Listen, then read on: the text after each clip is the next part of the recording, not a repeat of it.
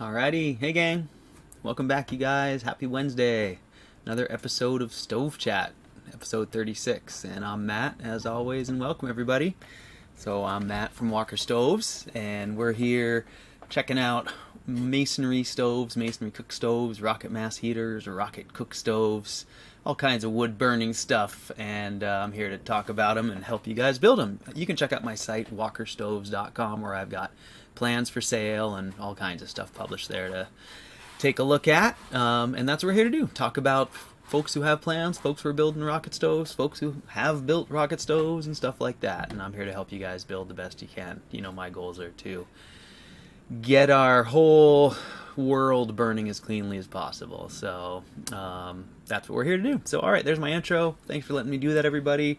Hello everybody, welcome back. Happy Wednesday, you guys. Hope you guys are doing great.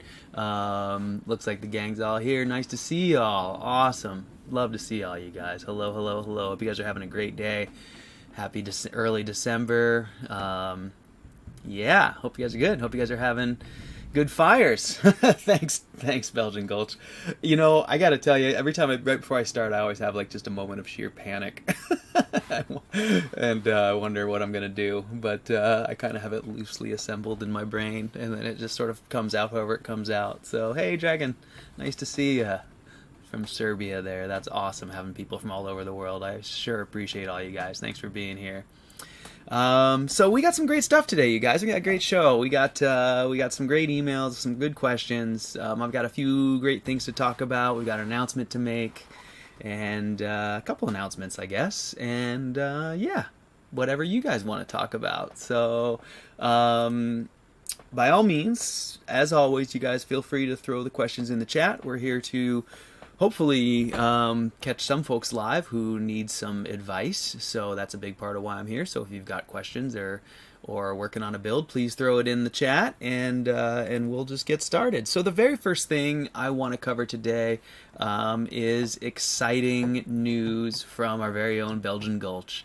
So as you guys know, we've been talking about it for a few weeks now. You can see my amazing Dragon Tech door right behind me, and Tom there, Belgian Gulch, Tom at Dragon Tech built that for me, and he now has officially launched the Dragon Tech RMH website. So just want to make sure that everyone knows that he's up and running. If you haven't been there, go check it out. It's dragontechrmh.com. And one of my favorite things that I found out when I checked out dragontechrmh.com was that not only is Tom making doors and hardware available, but he's got things like ceramic wool and other perhaps difficult to source materials available for you. So if you're looking for anything for your rocket mass heater build, highly encourage you to go check out dragontechrmh.com. Great new site by our very own Tom here, Belgian Gulch, who's a super helpful member of the community here and at Permies and all over the web, helping you guys build rocket mass heaters. So give him some support. And there's that. So, and while I'm giving Tom a shout out, I should also remind you guys that we do also now have fully pre-cut cores able to be purchased, cut, and shipped right to you by our friend Luke at rocketstovecores.com. So go check out rocketstovecores.com as well after you get done with dragontechrmh.com. And at Rocket Stove Cores, you can purchase your J-tube or batch box ceramic fiber core, pre-cut, have it shipped right to you, get plans from me, stack up the core, stack your bricks around it, and you've got a rocket mass heater in almost no time. So there's my announcements. I'm really, really, really excited. And Tom, I want to just say thank you so much for all your hard work these past months getting Dragon Tech RMH up and running. I think that it's a great service. It's something we've needed for a long time.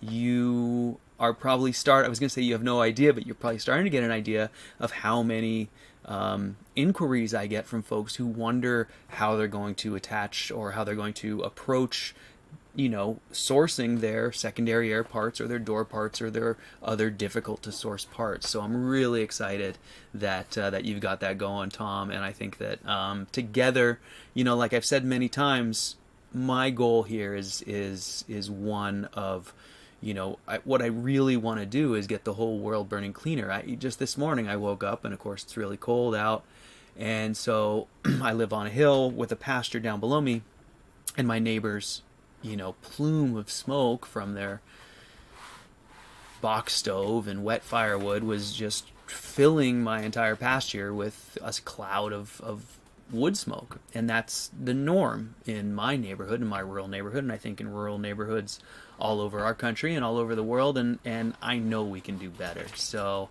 we're here sharing this information about how to build these things. There is a better way of burning wood. There is a better way of staying warm with wood burning. And it's been a difficult, DIY project in the past, and we've all been working a long time and working hard to get these things easier and easier to build, and to start to have resources. And this is a long way of saying I'm just so glad that Luke and Tom are providing cores and providing these materials. These have traditionally been, sort of hurdles along the way to building your own rocket mass heater, and I think we're finally getting to a point where it really is possible for someone to purchase some plans, purchase a core, get doors, get all the stuff that's been hard to assemble, and build themselves a fantastic premium rocket mass heater without any prior knowledge or experience, and without 20 people helping or whatever. It takes a village. It shouldn't, just to create something to heat your home. So not that isn't a great thing. I love it when we do get a village, but we don't all have that all the time. So anyways, just want to say I'm really excited about that. Thank you guys so much to the whole community really for putting this together. And we've got a great comment here from Ryan. So Ryan, thanks for that. So I'm going to read Ryan's comment. Ryan says, I've personally received great help from both RocketStoveCores.com and DragonTechRMH.com, as well as Matt here, of course. Thanks all. You're welcome, Ryan, and thank you very much for the kind words. That's really nice to hear. So thanks everybody.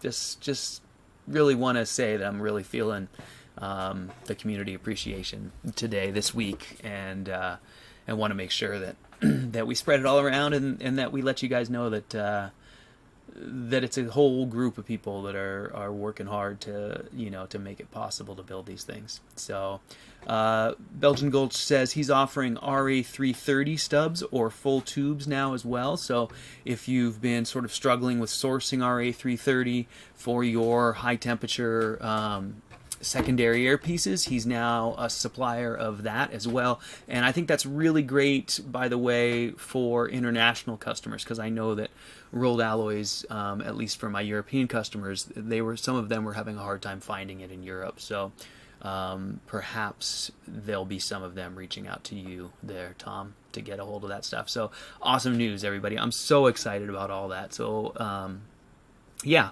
that's that. Really, really stoked that we are starting to have, places where people can get all this stuff just off the shelf. So on to the next thing. This is a little bit this is just sort of a brief one, but talking about ceramic fiber board and cores and curing. So one of the most common questions I get is people get a brand new core from Luke, or they build their core, and inevitably they do like a test fire outside of the stove, just to see how it burns, or to start curing the ceramic fiber board, or what have you. And inevitably what happens, and I will explain why it happens while I'm telling you what happens, but inevitably what happens is, for instance, especially in the riser, the boards will bow like this, and they will lose the seal along the edges because now they're really bowed. And so I get these emails all the time saying my boards are totally bowed, they're not flat anymore, they warped, what am I going to do? And I just wanted to say there's a really simple reason for this, and a really simple solution.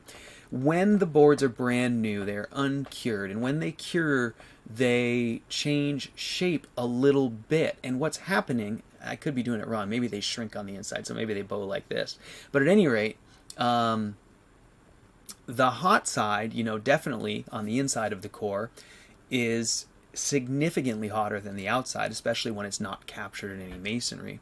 So the outside's being air cooled, as it were. So you get this big difference in temperature between the inside and the outside of those core pieces, and in the first firing, they will warp terribly because of that difference in temperature. I think it's probably this way, right? The inside probably shrinks and the outside probably stays long. I'm not sure about that. Maybe it's expansion with heat, but either way, they warp.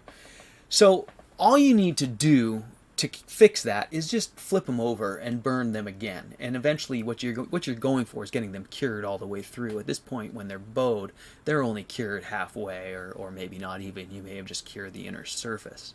So it's just important to know that they're going to do that, and that not to worry. Basically, a lot of people go, oh, no, these are wrecked. They're not wrecked. You just need to cure them. And you could even do it with a torch, to flip them over back and forth and make sure you get both sides. The other way to do it, which I think is best, is just to build them into the stove, in which case they're captured. And then they can't warp, significantly away from you. And so as long as they're captured, then that curing warping doesn't really matter, and they will eventually stabilize flat in there. I promise you won't open it up and find them bowed, because what happens is as you're burning them over time, as you have more burns and they're captured in masonry, that heat is going to travel to all layers of that insulation equally eventually, and so it will cure solidly all the way through. So Mark says yes, the inside shrinks, and that's the voice of experience, because I do believe, Mark, that was maybe your most recent email, and I just want you to know that I get that email probably multiple times a week. So absolutely just me sort of remembering what I've answered this week and saying this is what happens. So there you go, Mark. Hopefully that helps you and helps anyone else dealing with ceramic fiber board when it's new. Yeah, so it's gonna warp a bit until it's cured all the way through, and you should be able to feel the difference between the cured and the uncured side. One will be a little firmer, typically. There's a little bit of difference depending on what type of CFB you get. Mark says, I had a feeling my email had something to do with this discussion. I guess it did, Mark. Like I said, I get a lot of emails, and some of them just, I'll make a note when I get one that I'm like, oh yeah, that'd be a good one to just share with the group. Because, like I said, I do get that one often. And usually it's, usually it's just exactly like yours. Just like, it seems like it's hard to seal like this. What's going on? No, I haven't had too many people like really upset about it. I have had a couple though who thought the stuff was wrecked, and I had to kind of talk them down. So there's that, and that kind of brings me to the next topic that I wanted to go over. Mark says, but with the shrinkage, even after it evens out, does that make the board smaller dimensionally than what they were cut? Is there a reason to be concerned about this? That's a great question, Mark. No, I don't think, let's start with the most important part. There's no reason to be concerned. There will be close enough that there won't be a significant difference. They're not going to be even across that 24-inch long or whatever the longest piece is. I would be really surprised if you saw, even probably a millimeter, I think would surprise me. It's fairly stable. I think that what's happening is it does change shape. I won't speculate. Anyways, I don't think it's a big deal. So two things. One, I don't think you need to worry too much about the dimensions changing, and two, I don't think they'll change that much. You could measure when it was all said and done and see how it comes out, but it's not going to be enough to worry about. It also shouldn't upset your joints too much. Like, it shouldn't create big gaps where there were no gaps. But if you'll notice in all of my plans, and this is actually something that I don't know if we've talked about here, there's a lot of little tidbits in the plans that aren't necessarily shared publicly. That's not intentional. I'm not keeping them secret. I just, wrote up the plans over a long period of time with a lot of work into them, and some of those things in there are just little builder's tips or tricks that don't always come up in our discussions here. One of those things is that I recommend in the core builds to go ahead and burn the stove for a while, and then go back after you've been burning the stove and seal the core joints with a little finger bead of mortar. And the reason for that is because of what we're talking about. Because the boards in the there's not really much point in using mortar pre-curing, because those boards are going to warp and move during that curing process. Once they're stable, though, then is a fine time if you do have gaps that show up and create, actual leaks, or if they're just gaps that you're concerned about. That's a great time to go in and seal up with mortar. But in terms of being concerned about the size, no, don't be concerned about the size change. They'll be just fine, Mark. So Andre, nice to see you. Andre says, great news. My friend just finished the bell around a riserless core in a yurt. Any suggestion on the first burn? The bell is still wet and there is only one chimney. She has a regular wood stove. Andre, it's hard for me to say about the first burn, because really that depends very much on... you're welcome, Mark. That depends very much on your materials choices and expectations for the exterior and things like that. So let's talk a little bit about that, because actually that kind of dovetails nicely into what I wanted to talk about as well. So people ask this question a lot. Do I need to burn slowly? Do I need to do a slow startup? I've read I need to cure the stove. What's the protocol here? And so really these are things that have different answers depending on a few different things. So first and foremost is if you have any setting mortars or materials in your stove at all. In other words, anything that is going to cure from wet to hard that's more than just drying out, right? Like setting, like cement or lime-based type active mortars. If you have any of those, then you definitely want to cure things slowly as possible. If you don't have setting mortars, if you just have bricks and fire bricks and insulated fire bricks and clay sand mortar, which doesn't set in the sense that I'm using, it doesn't, cure like a concrete. In other words, you can always put it back into water. So water glass mortar might be a little bit different, Andre, but I don't know.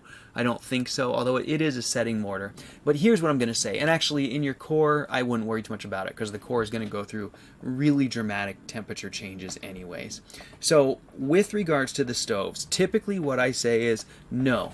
With my building style, the way I prefer to build them, with no setting mortars, with no lime or Portland-based mortars, as long as it's all clay sand mortar and natural materials, then I don't feel that there's much of a need for a slow warm-up process, because all we're really doing is we're trying to heat up the bricks to get them to expand, heat up the mortar to drive the moisture out, and get everything expanded. What I like to do is get it all expanded. I'm expecting that there's going to be some cracks showing up in my mortar as that's happening, and while it's all warm and expanding in those first few days of burn, I will go, and that's when I'll do my final tucking and pointing of all those joints, because what you're doing then is you're forcing that mortar into these expanded joints. And then as you continue that process on a warm stove, the body of the stove will start to stabilize, and you really won't see really rapid changes in temperature in the body of the stove ever. Not like you see around the core. So in my experience, it's just fine to go ahead and fire it up and run it hot. And the only exception would be, like I said, if you used anything setting, or if you have anything on the outside, like if you did a really nice finish with tiles and you want them to, and you're trying to bond them, and you've done that all cold, then you might want to bring it up to temperature kind of slowly. But typically, if it's just kind of your standard materials that we talk about here, then I go ahead and just run it hot. I don't think there's any risk of the bricks are at any risk, and the mortar, since it's not setting, is just going to expand, and that's your opportunity to take advantage of that expansion and really finalize all your mortar gaps and everything like that. So Andre says, yes, she used clay sand, hand mixed, and during the build she did exactly that. Great tip on tucking while warm. Perfect, man. That's awesome. That's exactly it. And so this is one of the big reasons why I always am such a strong proponent of the clay sand. Because while it seems like it's just going to constantly be dusting and sandy everywhere, and you think of all these things, the reasons why you shouldn't use it. It's not until you use it and build with it, and especially if you had actually if you build one with a setting mortar, that you really realize, because I've done them both ways, and the setting mortar ones, once you start burning it, you can't fix anything. So if expansion joints happen and cracks happen, they're there. The clay sand mortar is just so flexible, and I really love that aspect of it. So great. It sounds like you guys did it perfect, Andre. That's wonderful to hear. So that is a great discussion for where I wanted to go next. So I want to talk about materials in general, for the stoves, how we build the stoves, what we build them out of, where we use certain materials, why we use those materials in that position, things like that. And the reason I want to talk about it is because I've been getting quite a few emails lately. Hello, Always Learning. Good morning. Nice to see you. Quite a few emails lately from folks, many of them who were just purchased cores, and they're putting together their stoves, and they're often trying to use alternative materials, things they found around their homes, or in some cases just perfectly adequate materials, but in totally the wrong spot. And I'm finding myself having to explain a lot why I'm using certain things in certain places and not others. And so I just want to talk a little bit about some of the overall concepts there, so kind of the overarching concepts that guide how you choose your materials and where you can use them in the stove. So first and foremost, and we've talked about this a lot, but let's just talk really quick about underneath the body of the stove. It's a great idea to have insulation underneath the body of the stove, no matter what you're building it on. If you're building it on a non-combustible surface like a concrete slab or a dirt floor, it's a great idea still to insulate the body of the stove from the floor, because then all of the heat you generate stays in the stove and stays in your space. The ground is always going to be a giant heat sink. It's always going to be a net negative, pulling heat away from your thermal battery if it's thermally coupled to it. So the best masonry heater is always going to be insulated from the ground. So talking about materials for the bottom layer, we want to use something insulated. We want to use insulated fire bricks. We want to use cinder blocks with airspace in them, so that we can have air for insulation. Ceramic fiberboard is another option.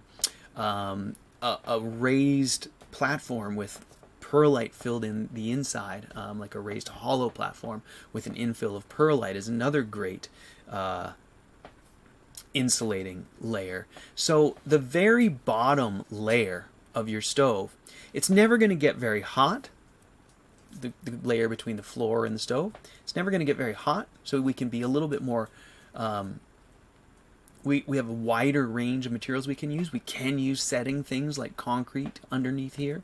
We can use insulated concrete that we can make with perlite and concrete. Clint, I see your question there. Clint did a really nice job of sharing with us his concrete and perlite mix. I think it was 5-to-1 if I remember correctly. So there's a lot of things you can do underneath the stove because it's relatively cool. Jeremiah Shine says sand, another great insulator. Great example, Jeremiah. So we can use sand contained in a hollow canister underneath the stove as an insulator to insulate the stove from the floor. Do we have to insulate the stove from the floor?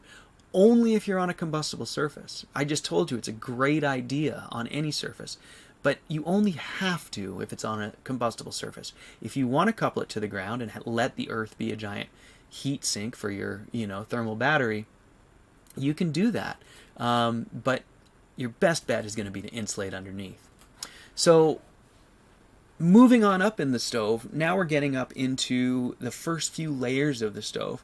Now all of these stoves are going to have different temperatures at different elevations depending on the design, depending on how you burn it, depending on your climate and what your whole style is. So I can't tell you how hot it's going to be at any particular level, but what I can tell you is that the very bottom layers of the stove will always be the coolest, and depending on how your routing is and your stratification and all that, they're probably going to stay quite cool. And as a matter of fact, I don't know that I've ever seen the lowest layer of bricks on my stove much above 100 degrees. So they're pretty cool down there. So because of that, you can get away with a broad use of materials in that low area. So Clint says, I'm interested in concrete blocks in the bell. Where is the stove cool enough for concrete? So it's a great question, Clint, and I can't give you an exact answer. But what I can tell you is that ideally we want to keep that concrete at, below 200 and let's say 250 degrees, I think is probably a good mean low temp. It can have instances where it travels up above that, but we'd like to keep its average temperature well below that. I'd say even below 200 degrees, probably to be safe. What wrecks the concrete is driving the moisture all the way out of it and breaking the molecular bond between the H2O and the concrete. I don't know, the Portland. At any rate, it's one of those elements within that, and so you want to keep it kind of cool. I mean, concrete isn't a great choice for anywhere in the bell, but if it's down low enough, it should be just fine. So we were talking about materials down low, and so I do think that in the lowest part of your stove, you can get away with concrete. You can get away with natural stone. You can get away with really a broad variety of materials.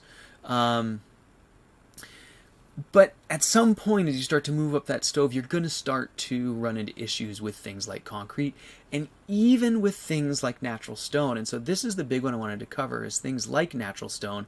Where can they go and where can we use them? And so I do think that natural stone, for one thing, we have to really, it's really going to vary on what type of stone. And there's way too many to cover. But we can just say, for instance, we know that soapstone has great thermal characteristics. It can handle thermal change well, and it stores heat very well.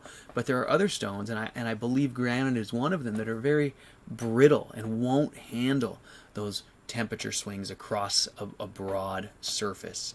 They'll crack, and then there's other stones that will have moisture entrained within them, and of course they're going to be really dangerous in a place that gets really hot or goes through really broad temperature swings.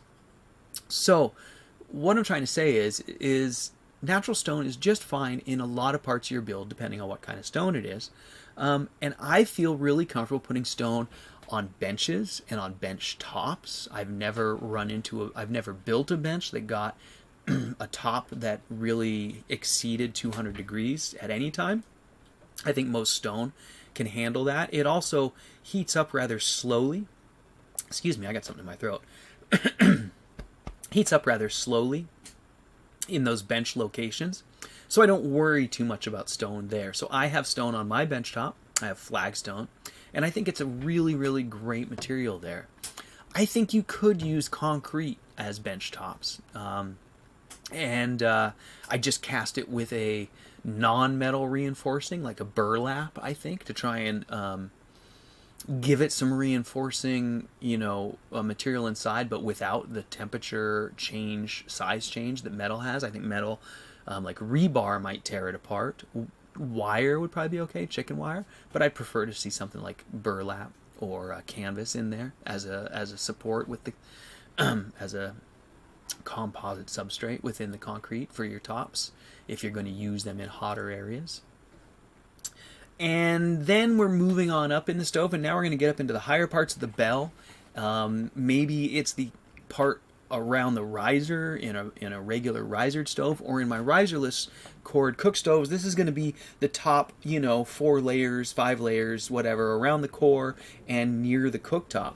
And these ones, in these layers, I think we really start to want to stick to known good materials. Clay bricks, clay sand mortar.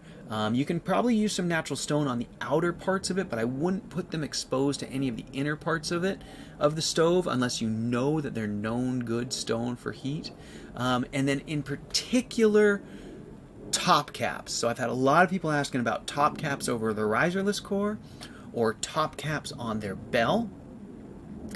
And another thing that is in the plans that we don't always talk about in public is I came up a few years ago with my method of using a broad range of materials for top caps, and it's a really simple method, and it's just insulation. And so when you cap the top of a bell or the top of a riserless core and it's over the riser or in any place where you're expecting temperatures to be pretty hot, like above 300 degrees or so, let's say, which is probably any bell that hasn't already seen another bell before it, you really want to use something on top that can handle these temperature differences, and it's a pretty big span, probably, depending on your design. So you know, the bigger the span, the bigger the temperature difference across it, and the bigger the chances of it cracking.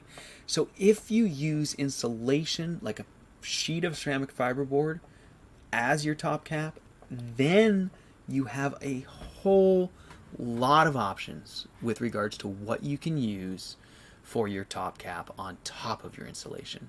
So if you add insulation on top, now you can use stone of your choice. You can use granite or slate. Now you could use tile backer and use hardy backer and tile and make a nice tile top, and use bullnose and make tile edging or whatever it might be, to create a really nice looking cap. Because you've used that insulation, you now have a lot more options for top materials. So you can now use concrete across that far span, even though it's right above the riser. So this is a method that will allow you a much broader range of options when you start to think about some of these areas that are kind of challenging to, you know, pick the right material for. Caps of bells on top in particular. Any cap going over the riser in particular is probably the most difficult spot on the rocket mass heater to source material. And in the past, and still I get this question all the time, I'm going to have to use castable refractory, right? I don't know how else I'll get a slab that big. And every time I get that question, I say, no, just stick a sheet of insulation board underneath it and you're good to go. And thank goodness, because those castable refractory top caps, not only are they expensive and difficult to build, but again, even though they're castable refractory and they should take the heat, as soon as you start to get up to like 3 feet and 4 foot spans in 1 inch or 2 inches of thick casting, it starts to be a lot to ask for it to not crack because of these big temperature differences across those spans. So by insulating under the caps, we just solve a ton of problems. You can use my choice is ceramic fiberboard, and Ryan asks, how does insulation of CFB compare to ceramic blanket, especially under the top cap? Blanket is so much cheaper, and that's so great, Ryan. A really astute observation. I was just going to go there. I believe that the ceramic wool is every bit as insulative as the ceramic board, so I think you're just fine to just spread a whole big thing of wool over the top and then cap over the top of that. Now the one thing you want to watch out for is if it's, you know, you don't want it to sag down into there and obstruct the riser. It's pretty easy to keep it from doing that. You could probably just keep tension on it while someone else put the cap on, and that would pinch it in place and it wouldn't be able to get out of there. You can also, if you have a cast top, you could cast little pins in your top and push the wool into the pins and fold them over to retain it.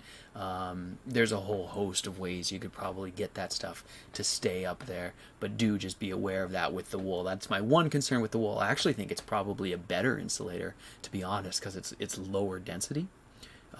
So if you can get it to stay in place, and you might be able, you know, you can get 2-inch wool and it'll compress and make a great seal where you put the cap on the edges, but through the middle it'll stay 2 inches thick, and that's probably the best insulation you can get, probably, in my opinion. So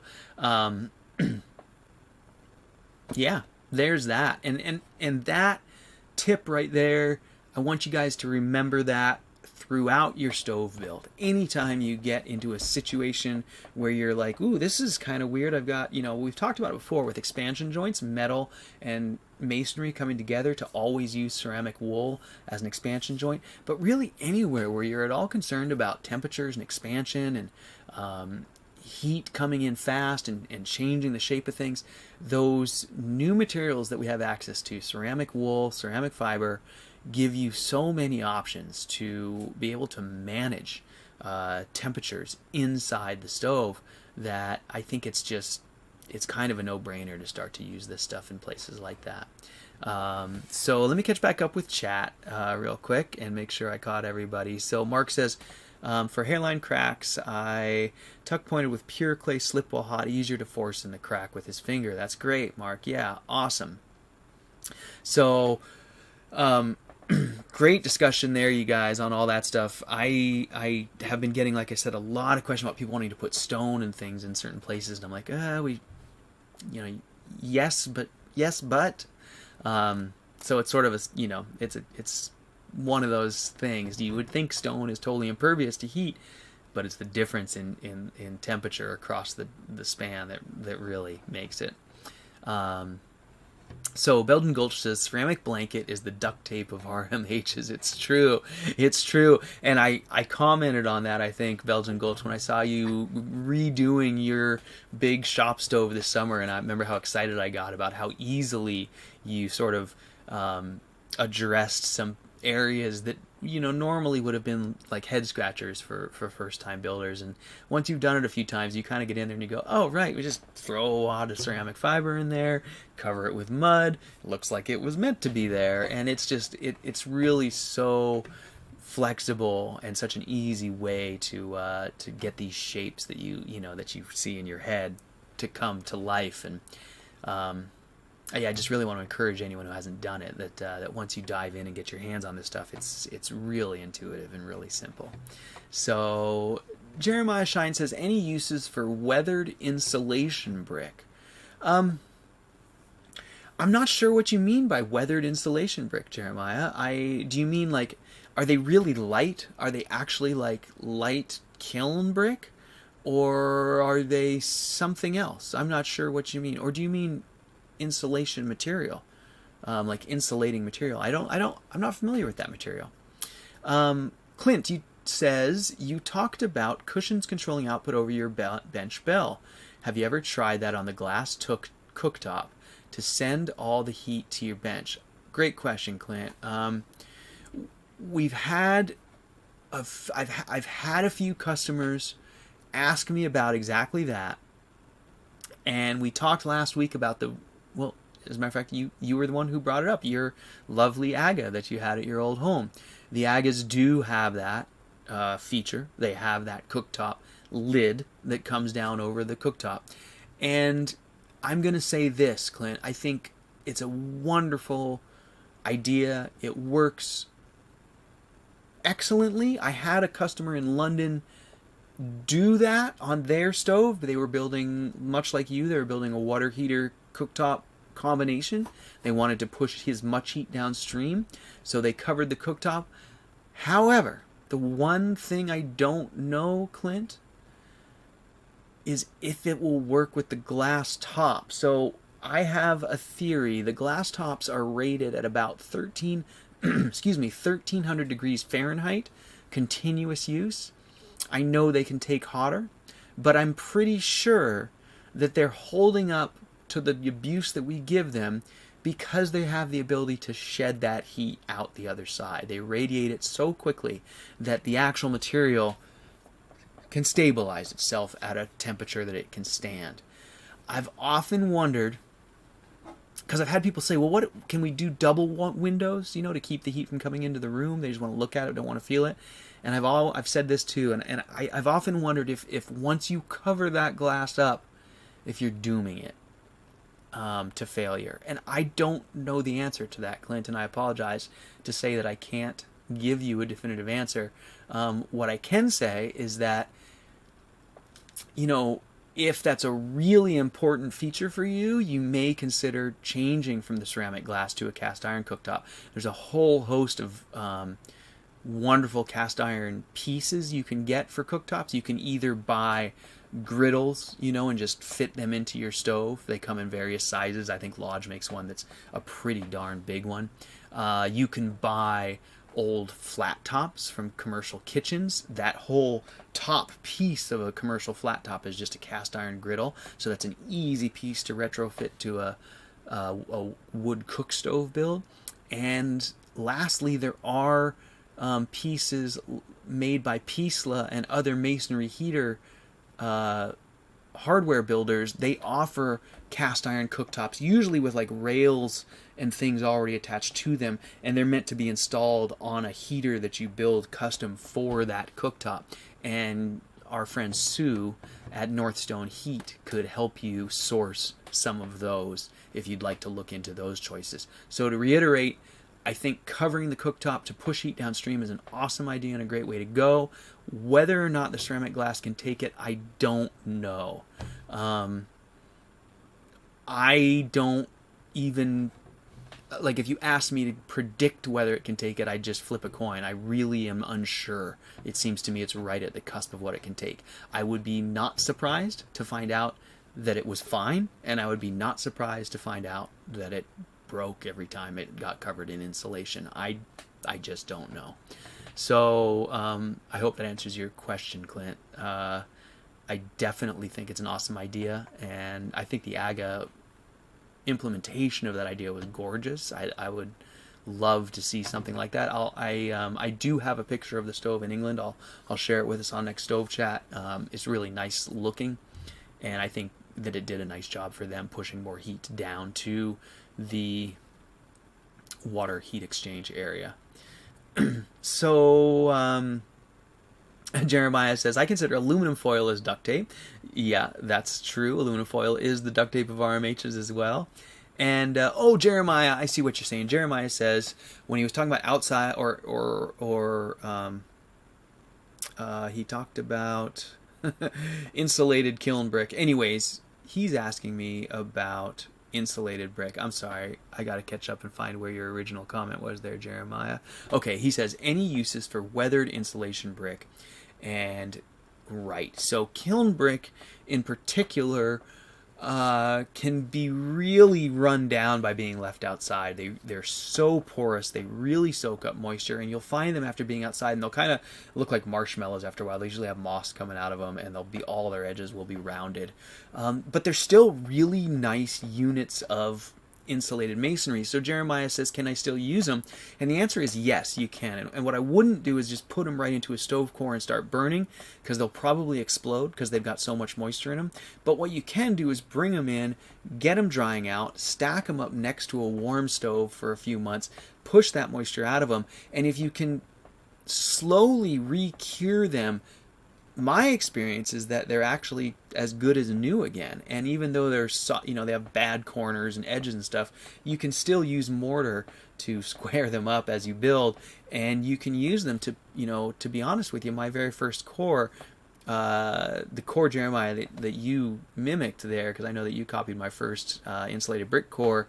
That core was from my dear neighbor Mike Festiva there, who gave me those after they'd been sitting outside for years, and they were like a big green pile, and we dug through the moss and dug them out, and then I dried them out. So really, I think they're fine to use, but you just have to be careful to dry them out slowly. That's one example of where drying things slowly is important. So Ryan asks, how about glass cooktops? Where do you find those affordably?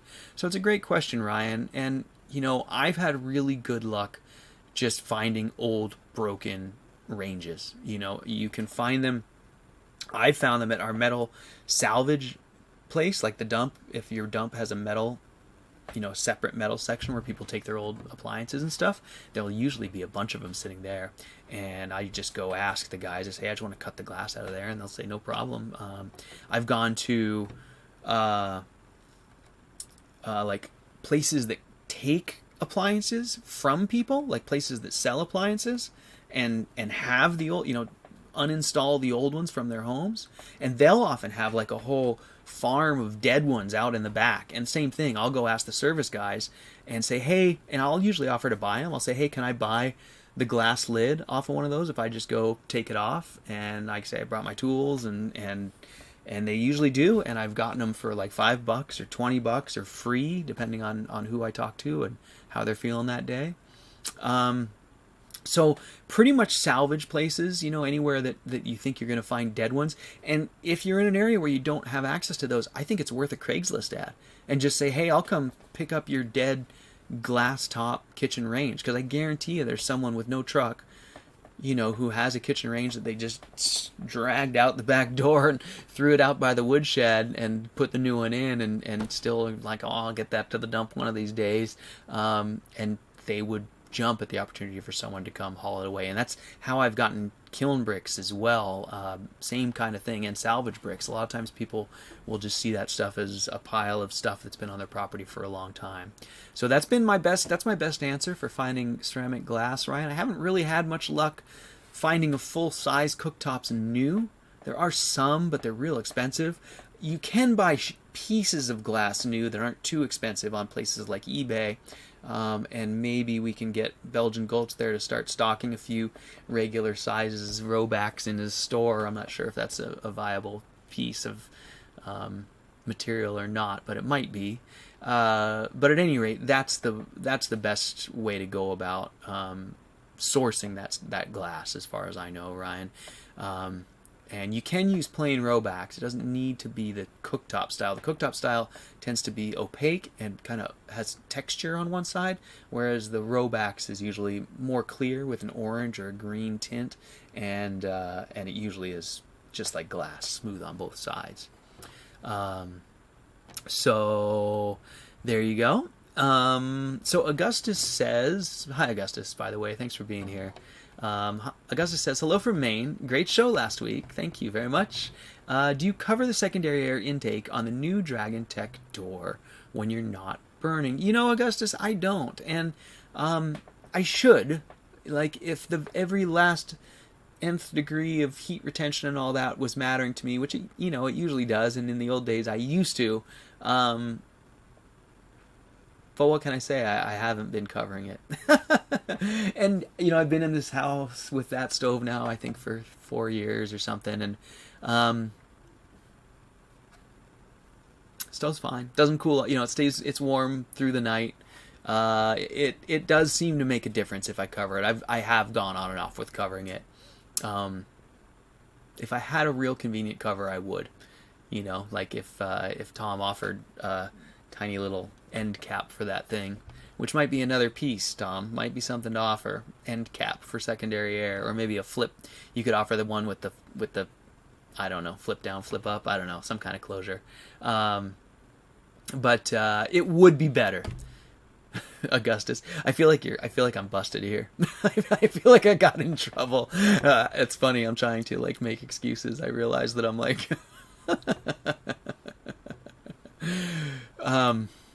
I'm embarrassed now. No, I'm not. I don't feel that bad about it. But you're absolutely right, actually, Augustus. It does make a difference. And it is best practice to cover all air intakes when the stove is not burning. In particular, if I did shut down that secondary air shortly after all of the stove was all the way out, it would go a long ways to helping retain heat in the body of the stove, because I would have far less air passing through the body of the stove and cooling it off, essentially blowing the heat from inside my house outside my roof. So I should be covering it, and maybe I'm gonna take your reminder and start doing that. So thank you. I'll try and do better. No, it's fine. Actually, it's actually I love it. Actually, I do. I really love this because it's such great illustration of how all of us, we just sort of go through our process of getting to a certain point and settle into our ways, and then sometimes whatever, we just habits, right? And so I got into the habit of not covering that, and I know very well that it makes a difference to cover it, and it wouldn't be hard. It's funny. I just find it entertaining. So let's see. No worries. I appreciate the question, Augustus. And yeah, Belgian Gulch says ceramic board works great to plug secondary air, and that's exactly right. So that's what I had, up until I got my new door. My last door, I did have plugs for my primary, anyways. And what I like to do is I like to actually use ceramic board, and I like to cover it with chimney tape, that foil tape that you get for chimney seams. And in that way, you can just sort of encapsulate that ceramic board in, so it doesn't dust anymore when you're handling it. And that way you have a nice little plug that stays cool. That was the one thing in my main door. I was just plugging the main door and it was exposed to the heat, so it could get really hot. And having it made out of insulation was awesome because you can always grab it. So I agree, Belgian Gold ceramic board is an awesome plug, and that's probably exactly what I'll do again. So Clint says, if it's been covered and really hot, leave the cover on until it's coolish. Don't expose it to room air while it's really hot. Have the cover not touch 1 inch space between the cover and the glass. Yeah, I don't know, Clint. I don't think it's going to be uncovering it when it's hot. It's not the, I get what you're saying. You think the shock of the cold air, but I think it's really more just that by covering it, you could potentially just push it past its working temperature, because I think we're pretty close to that temperature anyways, even uncovered. Your questions are great. I don't know the answers. I mean, I think you're right. You have a good mind for this stuff, Clint. You totally understand the ins and outs of it, and yes, you can try all those things. I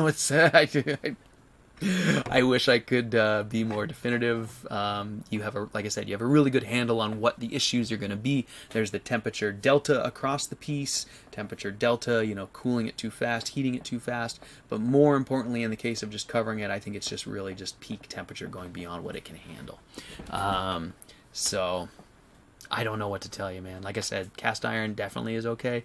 Ceramic glass, I wouldn't be surprised either way. Like if you let me know it works fine, insulation on top of it, no problem, I'd be like, yeah, okay, great. That stuff is amazingly strong. It wouldn't surprise me, and vice versa. I said that already, but if it cracked, it wouldn't surprise me either. I just don't know. I do know that the flames coming out of the top of that core were like right at about 1,000 degrees. So the sticker on the glass says 1350. I don't know. I just don't know what happens if you insulate it and just start driving those temperatures higher and higher. I really don't know. So there's that. And let's see.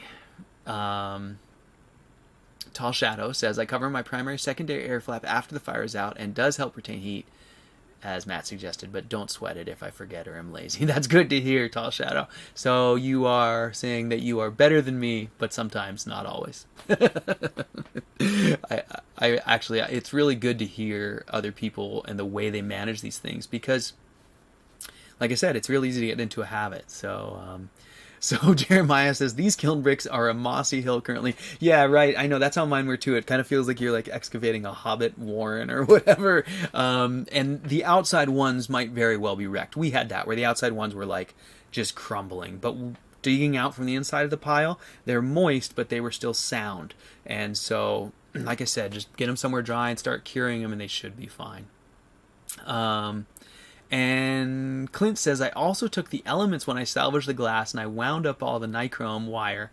Have you found a use for that? Clint, that's so cool. I love that. You're just like me. I do the same thing, and then I wonder what I'm going to do with it. And I'm sure you found those awesome, ceramic fiberboard insulators underneath the burners. That was actually some of my early inspiration for a lot of my stove building sort of knowledge and concepts, was taking those things apart and going, okay, they make heat here and they drive the heat up with the ceramic fiberboard, and it's just like we use to point our combustion back towards the combustion zone. Really cool stuff. But no, Clint, I haven't found any use for that nichrome wire. Useful stuff, but I don't have anything that I can think of to do with it. I looked at them. I actually thought they might be good, to make little handles that, like you use springs. I like to bend them in circles and rivet them together and attach them to things. But it was just a little flimsy. They just didn't feel quite stout enough to really work that way. So I wish I had something to add there, but I don't. So, all right, you guys. Well, looks like we're getting to the end of another show today, so I got a little bit of business I want to go over. I want to let you guys know that I am going to, sadly, I'm going to take a break for the rest of the month, you guys. This is going to be the last Stove Chat for December. I'm going to head into the holidays here and get a reset button, refresh the chat, refill the chat tank. So in the meantime, I'd love to hear from you guys. I'd love to get your questions. I'd love to see your builds. Jeremiah says you can make Christmas ornaments with the wire. I think that's a great one. Oh, and Ryan says have you tried melting down the wire and casting it? That's an interesting one, Ryan. I don't know enough about nichrome to know if it's easily home castable, but that's very interesting. So at any rate, you guys, so going to take the rest of the month and do some other stuff, focus on some other endeavors, and give the chat a break. But I'd love, in this time that we have off, to stock up on questions, photos, builds, all that stuff. I want to come back after the new year with a bang, and so we'll start up on the Wednesday right after the new year. I'm looking at my calendar now. I think it's the 6th. So it's just a little bit less than a month away. So I hope you guys all have a fantastic holiday season. A really, really wonderful new year. I'm going to be in and out. So if you guys got questions, by all means, send them. Hit me over the email. I'm always available that way. Check my site, walkerstoves.com. You can reach me there through the contact form. You can email me directly through the site, and I'm happy to answer your questions. I'd love to help you build your dream rocket mass heater. So I really cannot tell all of you guys here in the chat how much I appreciate your support every week. It means so much to me to come here every week and have such a great crew. I think we're really making an awesome community. So, I got one more question here. Mark says, Matt, can I make a perlite clay mix to put in the bottom of my brick chamber on top of my base bricks? Your speech on insulating from the slab is making me second guess myself. Yes, Mark, you can. That's a fantastic way to go.